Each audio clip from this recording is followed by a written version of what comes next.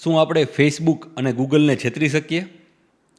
જી હા મિત્રો, હું આજે એક વાત કરવા આવ્યો છું કે આવો પ્રશ્ન આપણને આમ સ્વાભાવિક ના થતો હોય, પણ જ્યારે આપણે પોતાની બ્રાન્ડનું પ્રમોશન કરવા જતા હોય ત્યારે આપણે સ્વાભાવિક રીતે એવું કંઈક વિચારીએ કે આપણે આવું કરીએ તો આપણે બીજાથી અલગ થઈ જશું, અથવા તો આપણે આ અલગ રીતે એડ ચલાવીએ.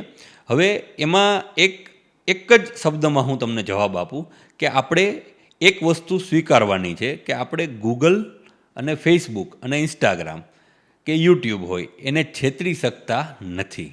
આપણે એને સમજી શકીએ.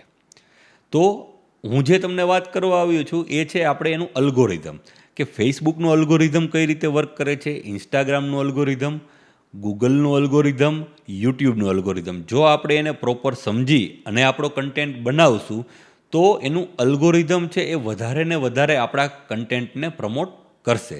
તો હું આજે એ વાત સાથે જ તમારી સાથે જોડાણો છું કે આપણે બને એટલું એવી રીતે આપણું કન્ટેન્ટ બનાવવાનું છે કે જે એના અલ્ગોરિધમની પોલિસીમાં આવતું હોય. અથવા તો તમે કોઈ પણ કંપની પાસે માર્કેટિંગનું કામ લ્યો છો કે માર્કેટિંગ એજન્સી સાથે જોડાયેલા છો, તો તમારે એ વસ્તુ જાણવી જરૂરી છે કે એ કંપનીને તમારા પર્ટિક્યુલર બિઝનેસમાં અને ફેસબુક ગૂગલના અલ્ગોરિધમ વિશે રિલેવન્ટ કેટલો ખ્યાલ છે.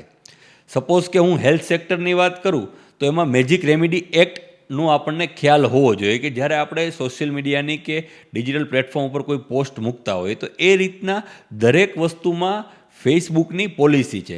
સપોઝ કે ફાઇનાન્શિયલ કંપની સાથે તમે કામ કરતા હો તો તમારું ફાઇનાન્શિયલ વેરિફિકેશન થયેલું હોવું જરૂરી છે. અધરવાઇઝ તમને ખ્યાલ પણ નહીં પડે અને તમારી એડ જે છે એ લો ક્વોલિટીમાં, એટલે કે વધારે CPCથી ચાલશે. અને એમાં ગૂગલ તમને નોટિફિકેશન આપતું હોય છે કે ભાઈ તમારું આ સર્ટિફિકેટ જ્યાં સુધી નહીં આવે ત્યાં સુધી અમે તમારી એડને વધારે પ્રમોટ નહીં કરીએ. અને વધારે જો આપણે એમાં એડ ચલાવીએ તો ઘણી વખત આપણું એકાઉન્ટ બેન પણ કરી દે છે અને એમાં ઘણીવાર કોમ્પ્રોમાઇઝ સાઇટની એરર આવે છે. તો આવી ટેકનિકલ ટર્મિનોલોજી દરેક બિઝનેસમાં ફેસબુકના પોતાના રૂલ્સ છે, એને કેટેગરીઝ કરેલી છે કે ભાઈ એક એજ્યુકેશન કેટેગરી હોય, ફાઇનાન્સ કેટેગરી હોય, હેલ્થ કેટેગરી હોય, તો દરેક કેટેગરી માટે એના પોતાના રૂલ્સ છે. તો એ સમજીને જો આપણે કન્ટેન્ટ બનાવશું તો 100% આપણો કન્ટેન્ટ વાયરલ થશે. મને સાંભળવા બદલ ખૂબ ખૂબ આભાર.